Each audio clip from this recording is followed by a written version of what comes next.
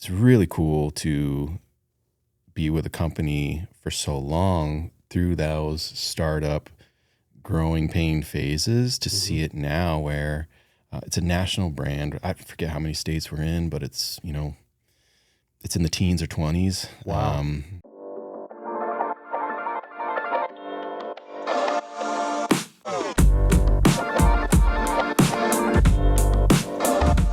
Welcome back to the Talk Midland podcast. My name is Logan Ricchetti with Modern Realty. Today I have my brand new buddy, Mark Haskin. Shine. What is Shine? Shine. Yeah, we are a small business in town. We primarily do window cleaning. We do pressure washing. We do a lot of holiday lighting. And we're getting more into the outdoor lighting services in general. So bistro, landscape lighting, that type of stuff. So that is how we stay busy. So did you start Shine or did you buy it? I bought Shine. Shine is actually a franchise. We are a national brand. I started with the company in 2013 at its original location in the Grand Rapids area. Cool. When I started, I was just a window cleaning technician. Worked my way up to a crew leader, and they started franchising. At that time, I was getting engaged, and I didn't have any job prospects. My wife was going to grad school. We were going to move wherever she decided to go to school together, and that ended up being here for CMU. So I talked my in-laws into buying a Shine franchise in Midland and letting me run it for them. So I did that for 4 years, and then purchased the business from them after running it for them for 4 years. So 2017, I took over as owner-operator, and so we're 12 on our 13th year now. Wow. All right, so let's go back then a little bit. So I was wondering if Shine was a franchise. I thought it was, but I wasn't sure. That's why I asked you. Yep. So you started in 2013 in Grand Rapids. That's where Shine began? Yeah, Granville, Michigan. Granville? It started way before then. My timeline's off. 2012 is when I started down there. 2013 is when we started here. But yeah, I started just, I needed a short-term gig between, I had a contract that ended with a company, and I needed like 6 months of work. That's all I was hoping to get out of this. And yeah, almost 13 years later from when I started originally with Shine, I'm still here and loving it. Well, there's more to this than people think. Washing windows is a logistical operation. It's not as easy as it sounds, especially when it comes to, I imagine, insurance, getting on getting on ladders and second floors. That's not easy to put all that together, right? I mean, there's some risk and liability there. A lot of liability, a lot of risk, a lot of training, a lot of OSHA compliance, which OSHA's there to just keep everybody safe.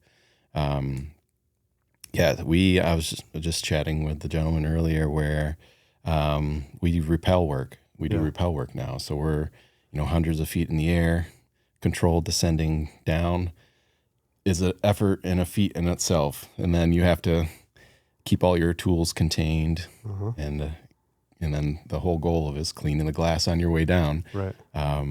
It's wild. I just tell my team, like, all we are creative problem solvers. Like, there's a problem, we're here to solve it. We're going to have to get creative about it. So, yes, insurance is a huge piece of our, in my world, just keeping my team safe, keeping homeowners and business owners, their property safe. Logistics, the tools, the equipment we need to utilize, the supplies.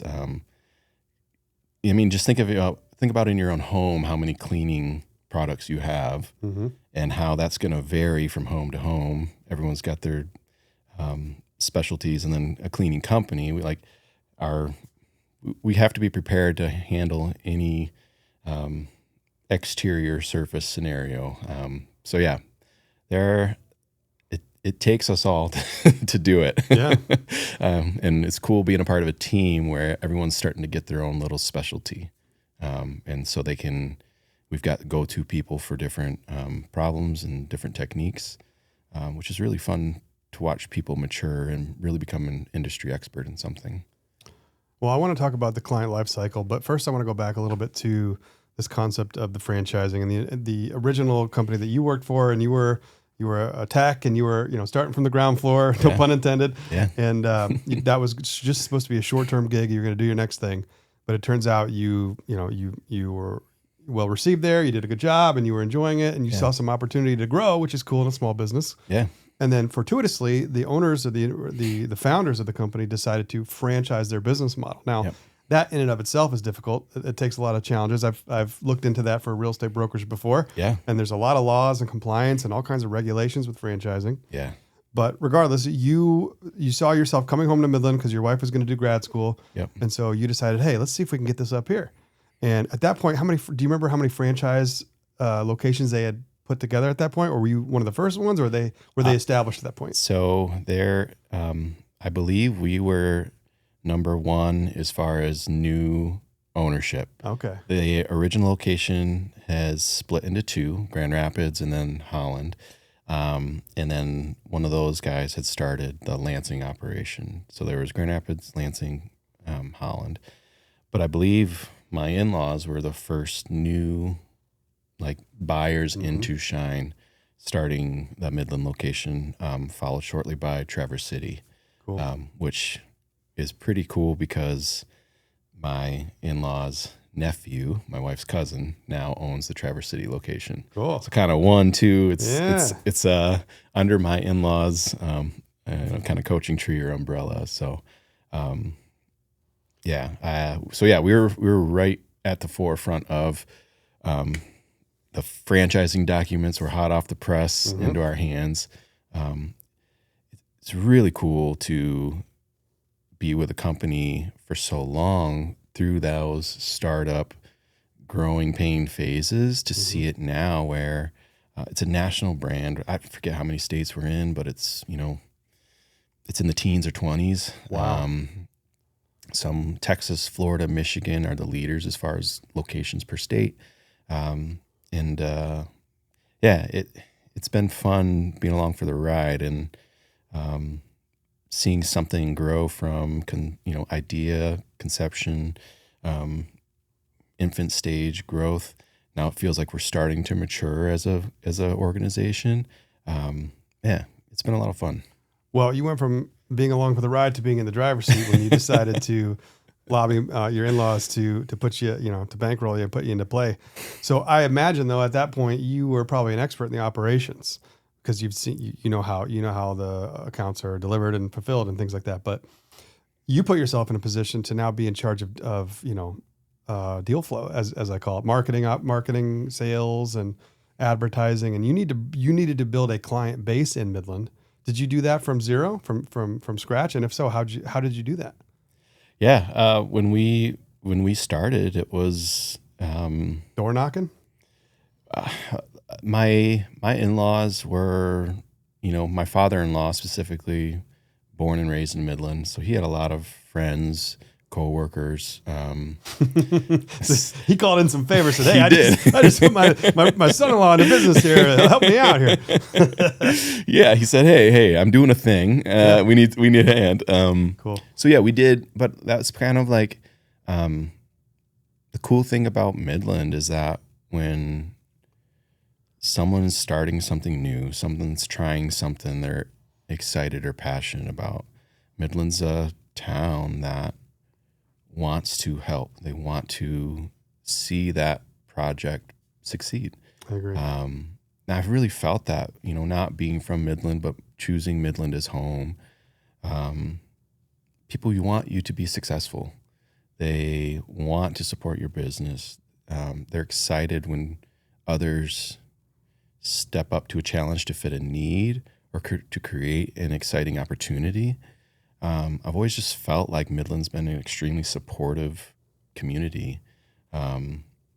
So it went from 0 to 1 quickly, and then 12, and then 30. And yeah, before we knew it, we outgrew our space, hiring employees, adding another truck every year. And then, it was kind of like year 2, year 3, it's like, I think this is going to work. I certainly had a lot of doubts in myself, from the first several years. Yeah, I bet. You just, having not run a business before, you just, everything's moving so fast at the end of each day, at the end of each busy season. You're just like, how did I do this? How did I pull it off? I don't know. Yeah. We did it. Well, let's go through the mechanics of that. You got to attract, convert, deliver, and collect. That's how you fulfill a service. So you have to attract customers. You have to have an offer. You have to have some kind of marketing campaign. You have to have some kind of funnel to get orders, right? They have to call, or they fill out a form, or there's some process where they hire you to do the job and get a bid, and we'll go through that. And then you got to deliver that service. So you have to organize your staff. You got to schedule the different jobs, and you bid them out. You got to quote them out, and then you got to track them. Then you got to collect the payment for those services, right? So that's a lot, and try to grow the business and run it at the same time. Right. Man, that's a lot. All right, let's go through it. So what was your biggest struggle when you started? When you took over obviously when you started, you were still probably running a crew, and you had some additional support. But when you decided to take it over and buy into it and take control of it, what was your biggest struggle at that point? Biggest struggle at that point was, I think the biggest struggle for me was not when I hadn't realized I was my own constraint on the business. Interesting. I was my own bottleneck, right? Like, getting in the way. Right. And I think every business, if it gets to a certain point in growth and size and demand, and it gets to that point where the person in charge, or the person that's in that role, it's like, okay, I'm holding this back. And so I'm a terrible salesman. And it took a lot of, getting over myself to admit that. And so it was one of the first moves I made was hiring someone to handle the sales aspect of stuff. And he's still with us today, just celebrated his 10th year anniversary with us. Wow. Cool. And he does sales way better than I would. While still embodying the culture and values that I really hoped that our company would embody at all times. So, like what? I think it's one of our core values is the pursuit of excellence. It's in everything that we do. Are we pursuing to be the best that we can be? As far as sales goes, we're informational and educational. We want to educate people on how, this is how we're going to do it. This is why we do it this way. I'm sure in your world too, there's so much educating you have to do with your clients, both buying and selling. Oh yeah. And renting and it's, and so, pursuit of excellence. That's a good one. Yeah. That's really embodies everything that we do in all of them. So, we won't get into the rest of them, but, yeah. All right. So now let's talk about quality control a little bit, because when you deliver a service, sometimes it goes well, sometimes it doesn't go well. How do you track the efficiency of your service and the customer satisfaction, and overall, how does your branch kind of hold up? Yeah. So every customer that does work with us, they have the opportunity to respond to a survey. Hey, how did it go, or how did we do? 0 to 10, and we're always obviously excited to see those 9s and 10s. But if we do see a score lower than that, we ask, hey, well, could you tell us a little bit more? And then that allows us to address the situation and solution, or figure out a solution to address it. In our industry, it's all about repeating customers. If we can get customers come back year after year, sometimes multiple times a year, that is so valuable to us as a company to have that returning work. We use a tool called the NPS score. I don't remember what it stands for, but it's a weighted scoring system that a company uses to help us track on the crew level of how certain crews are doing as far as providing our services with excellence. What's what's cool is about a year ago, we had a national conference of all the Shine owners. The company, it looked at all the data from all the Shines from all over the country, and Midland actually won best customer service provider of all the Shines in the country from our NPS score provider. They tagged our crews with, they're just the best at serving our customers well. So that trophy's up on our wall, and that's probably out of all the recognition, the company's gotten over the years, that one is definitely the top. Just, we are serving our customers well, and that means so much because that's really what we're here for. Yeah, I think in any business, you say you're not a great salesman, but a great salesman help people understand the process. So you're probably better than you think you are. Because if that's one of your core values, and helping your clients understand what you have to offer, what problem it solves, how you're going to deliver that, how much it costs, what the value and the benefits are to your clients, that's okay. I mean, cost and value. Cost and value, That's absolutely. Different conversations, but often. Sure. Yeah. And something like window washing, I bet somebody listening probably has no idea what it costs if they've never done it, right? Yep. So there's some education to be done there. Yep. And I own a house, and I'm not sure when the last time we had our windows cleaned was. Probably a couple of years. So it's not something you always think of, but you certainly need it, and you're not going to go climb the second floor balcony and reach out the side to clean the exterior of your windows. So that offer is valuable because people need it.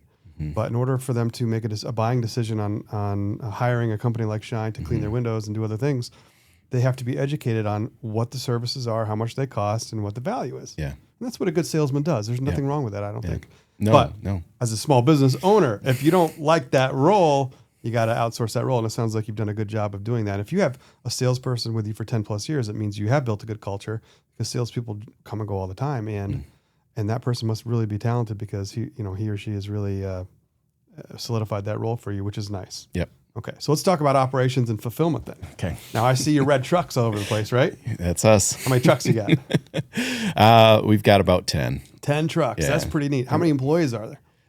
We're about 15 right now. And All right, listen, guys 15 and or gals. so. If you have 15 employees and 10 trucks, it means you have this thing called overhead. All right, and overhead is what keeps you from sleeping at night. So that's amazing. I mean, that's no joke. When you have 15 paychecks to write, and you have 10 truck payments to make, and you have all this other overhead and infrastructure and cost, as the business owner, you have to constantly be making sure that the business is generating revenue to sustain that. How do you do that? Is this a recurring account model, or is it a one-off thing once in a while, or do you have clients that work with you every quarter or every month, or how does it work? So we have a lot of clients who we're there every other week. Really? So shops like the building we're in now. Oh, there are a lot accounts. of a lot of commercial small business accounts where, presentation, cleanliness, brightness is all really important to their customer's experience. I'm pretty sure you do Modern Realty's building. We do. Okay. Yes. As you can tell, I'm not in charge of that decision, but we got your back. Yep. Thank you. And that's why it always looks good. Yeah. Yeah, it does. It looks good. Yep. Keep going. And so we're on a every other week in some instances, 14 days. A lot of times it's 28 days, and then there's quarterly accounts as well. Cool. These are all primarily commercial accounts. We do have some monthly residential work where people. Imagine a house where the back of the house is just glass, and they've got their gardens and their landscaping that get manicured every week. They want their view to be taken care of on a monthly basis. So. Those weed whackers spray that grass up onto those windows, don't they? They do, and the glass with the lights on in the inside at nighttime, the bugs, the spiders, everything gets on the glass. So that is the nice thing about the glass, is it's going to get dirty, but we got to be that company who can consistently come through and meet and exceed those expectations that our customers have. So we do deal with contracts. Obviously, you get into big hospital systems, college, universities. They, contract wise, needs work done in a certain way by a certain time. But residential stuff, it's we'll check in and let you know that we're here and excited to do the work for you. But if you don't need us right now, that's cool. We will be here if you do.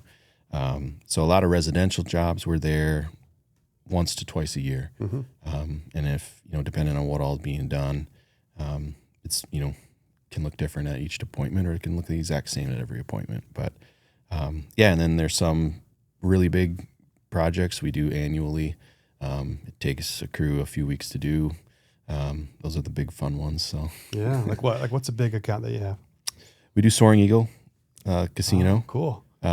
We do CMU, a handful of buildings over there. Wow, these are the big accounts. These are the big mamma jammas. Yeah, it's taken a while to Earn that business. It's kind of, when opportunity knocks, you got to be ready. And, we wouldn't have been ready in the first 2, 3, 4 years. Mm-hmm. And so, but now that we're, a dozen years in, we can handle these opportunities when they come to us. So, there's a handful of others, but those are the big ones. Well, let's talk a little bit about the actual application of how to clean a window. Yeah. Because I have no idea how it works. It's not rocket science, I'm sure, but there is a process to it, right? Yeah. So, for example, let's say you're at the Modern Realty building and you pull up there and the crew's coming in to clean all the windows around the building. Yep. Are they using my water, or are they bringing water? Are they bringing a soap? How does it work? Yep. We bring our own water in our tank. In our shop, we've got a water purification system. So a lot of, like, imagine what's going into a bottled water. You're taking all the minerals, all the impurities out, so that we've got these TDS meters that measures the purity of water. No kidding. Our water's 5 parts per million or less clean. Proprietary water. Shine water, yeah. That's cool. And so we bring that ourselves. And so what's, the goal is have nothing on that glass. And it's kind of tricky when you're throwing water and soap on the glass to then get it all off. Yeah. But the soap, the water, encapsulates any dirt, debris that's on the window. And then, the water having no impurities itself is nice to leave the windows streak free when you use your squeegee to squeegee the water off. So apply the water and soap, scrub. We have a little surfactant that goes in there that basically keeps the window wet longer to allow our squeegeeing process to be a little more efficient and a little to where it's harder to mess it up. So already more than I expected. Yeah. And then there's different types of scrubbing applications, and then there's the towels, right? The edges all need to be kind of touched up. So there's different types of towels that we use for middle of the glass, edge of the glass, the sills. So if I'm a window tech, I'm wearing some kind of a tool belt? That's right. Yep. You get your tool belt, you get your water bottles, and your hand tools. We do have special. Sometimes we'll run into a project where there's cement on the window, or someone's staining their deck and splash a little stain on the glass. You got to scrape that off. You got to a very specific razor blade for the window. Okay. So you got that in there. You got your real small squeegee for cut up windows in there. On the other side, you got your scrubber with your scrubber sleeve. You got your squeegee with your squeegee rubber. Yeah. A lot of our guys have moved to suspenders because it's a lot.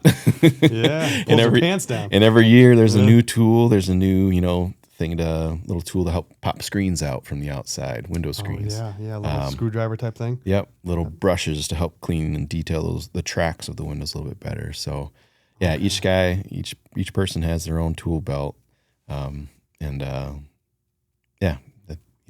goal is to have everything you could ever need on you, so that you don't have to take as many trips back to the truck.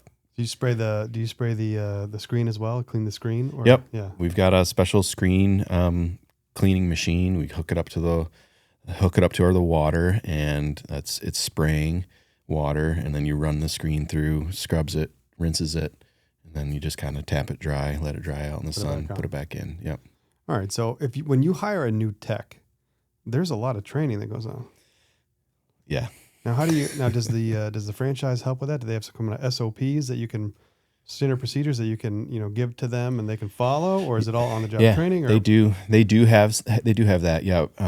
We've modified and created our own. So oh, what's cool about the franchise world too, is obviously the franchise is going to be successful when its owners and operators are successful. hmm And someone who's been around almost from the beginning from Shine, um, we all just we want other owners to be successful too. And as new owners come on and or join the system, and I know I can remember what it was like learning, and so I want to do as much as I can to offer those tips, those tricks, the insight to them. So yeah, we Shine corporate has its whole training program. We've got our own that we add on top of that. Because yeah, it's sure. window cleaning it can be really hard Yeah. to do it to the level that meets our standards. It's very difficult, and so yeah, there's a lot of training, and we kind of when we bring in new people, I say, listen, you got to treat this as if you are an artist, Hmm. and I don't care necessarily how you get to the end result. You're going to find your own little way, but we got to get that same end result. So it's kind of that window. The window's your canvas. At the end, we need it to look a certain way, and how you get to there is a little bit up to you. But here's some methods, some tricks, some tips that are going to be helpful for you along the way. And now, if you watch side by sides with our guys, they all approach that window just a touch differently, but that end results, it's all the same. So it's fun. That's awesome. There's that concept of commander's intent where you give out the intent of what you're trying to get done, but they on the ground have the flexibility within some parameters to execute that however they see fit for their own style, and that's okay. And we've got crew leaders who lead technicians. Like, they know their technicians' strengths and weaknesses, right? And so they go to a job, they've got their orders of the line items of the different things they're doing. We're cleaning gutters, or we're blowing off a roof. We got windows inside and out screens, maybe some pressure washing. They are then laying out what's the game plan. Okay, I'm gonna do this while you're doing that. While I'm washing the outside, you go do the inside windows. Because at the end of the game too, business, it's about efficiency. Yeah. It's, like a factory, how many widgets can you produce a day, per month, per year? How many jobs can you do per labor hour? That's how the business profits. Yep. Well, let's talk about that a little bit, because I'm a sucker for operations. I don't know if you know that. We just met, but I am. I'm thinking about it right now. So I'm thinking about your organizational structure. You have crew leaders, and then you have technicians, right? Yep. Is that the two levels? Two levels of the work in the field. Yep. The crew leaders and the technicians in the field. And how many crew leaders do you have at any time, or like right now? Yeah. 3 to 4? 6, 7. Okay. So each crew leader is a crew of 2 or 3 probably. Yep. One to 2, sometimes 3. Yep. Okay. Yep. So the crew leader is working, doing the work, delivering, fulfilling the service. Yep. But he or she is in charge of the group, making the leadership decisions, delegating the work, analyzing the scope of work per job, and then getting those things done.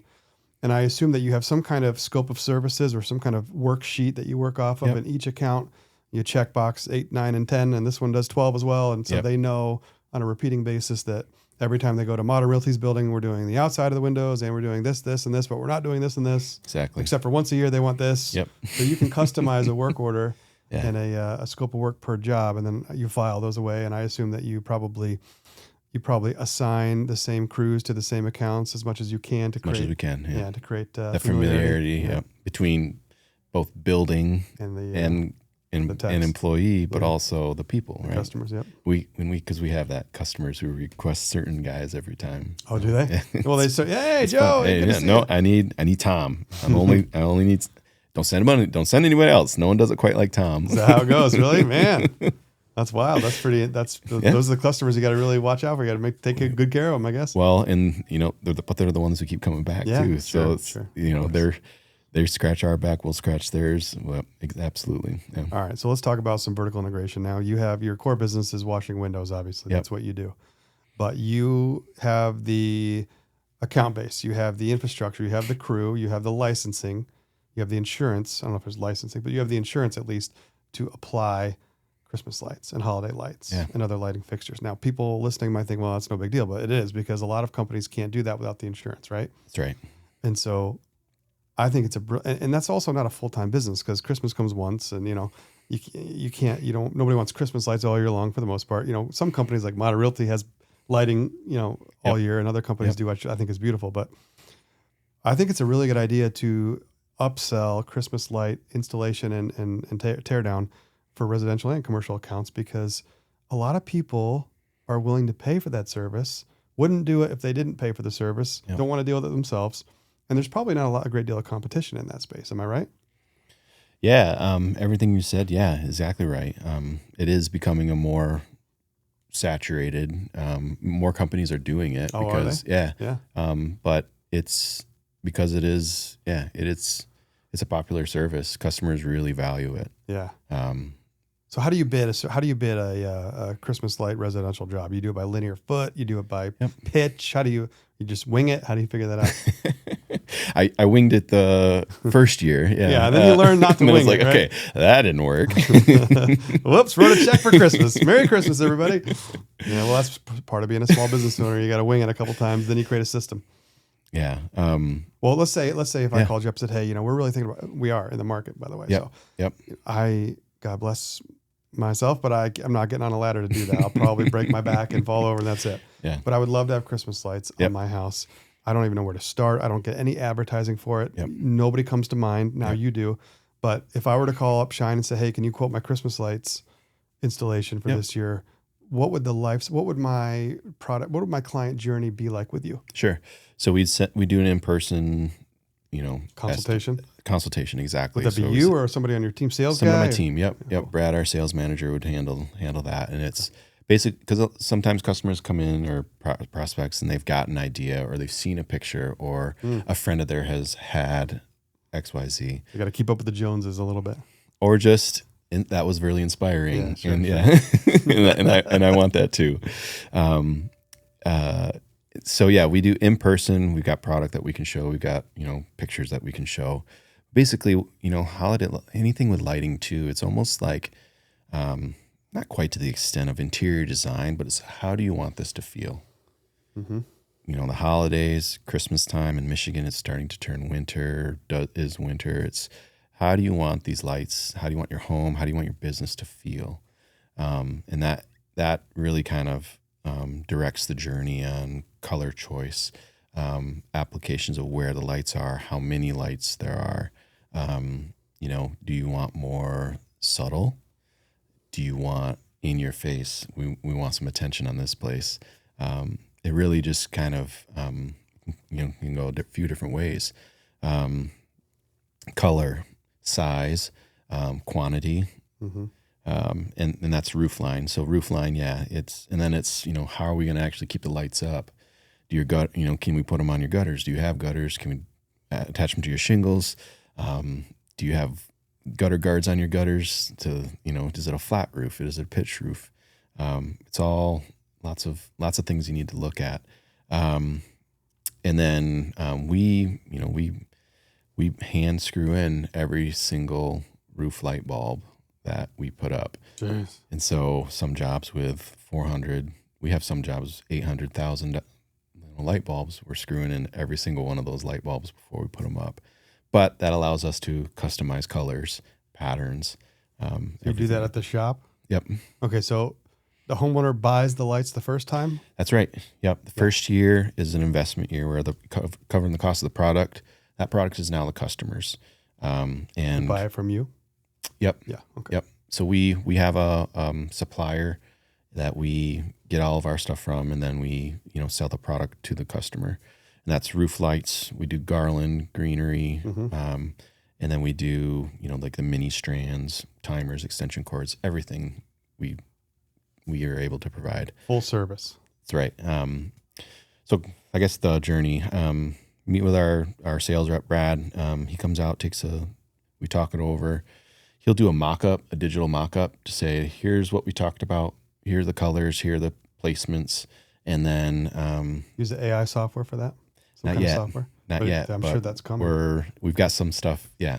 coming for that. Yeah. All right. So as the homeowner, I get to playing look with and that. see what it will look like. Yeah, that'd be cool.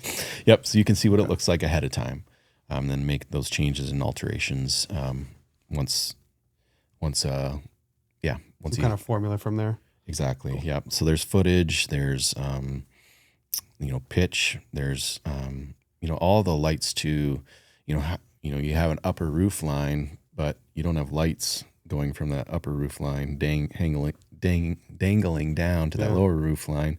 Well, how is it powered? Okay. We do all these little jumper cables to get from the high stuff to the low stuff, and we tuck it in and hide it.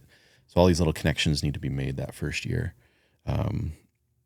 And so, yeah, it's a process for sure. And then what's cool is we got the product, we got the design, we install it, we maintain it throughout the year. Michigan, we got the weather to deal with, wind, snow, sleet, ice, stuff's going to happen. If anything happens, maintenance is, maintaining that product throughout the year is all part of the package. And then take it down, bring it to our warehouse. We let it all dry out before we package it up, put it on the shelf. And then next year, You have the plan. that same tub, those same lights, we do all the labeling to make installs super efficient the next year, so that it was just like it was last year. Got all the maps, both pictures and hand-drawn, to just give that crew the game plan for the following year. So how do you handle all this while you're watching your 2-year-old daughter all day? I have a great team. Yeah. Right on. Yep. Right on. All right. So you got your kiddo today. It's Friday. Yep. And you're in survival mode all weekend. So what are you gonna do with your 2-year-old daughter to keep her alive and out of the ER this weekend? Yeah. Oh man. We're gonna hit the pool tomorrow morning. We'll see. Hopefully the weather holds off. I'm hopefully gonna take a couple naps this weekend. I'm looking forward to that. No, I'm just gonna soak her up, because having older kids, this 2-year age is a special age, and I'm gonna soak it up. Yeah, it's easy. I always say it's easy to be a dad. It's just hard to do anything else. That is well put. Yeah. That is well put. Yeah. All right. So if somebody wants to sign up or get more information about window cleaning and or Christmas light installation or any of those other services that you offer, where would you send them? Yep. Just search Shine of Midland online. Got a website, and you can find all our stuff on social. Shine of Midland on Instagram, Facebook. We're pretty easy to get a hold of that way. So Google Shine of Midland. You can't miss. that's right. You'll find us. Mark, thanks for being on the Talk Midland podcast. Appreciate it, Logan.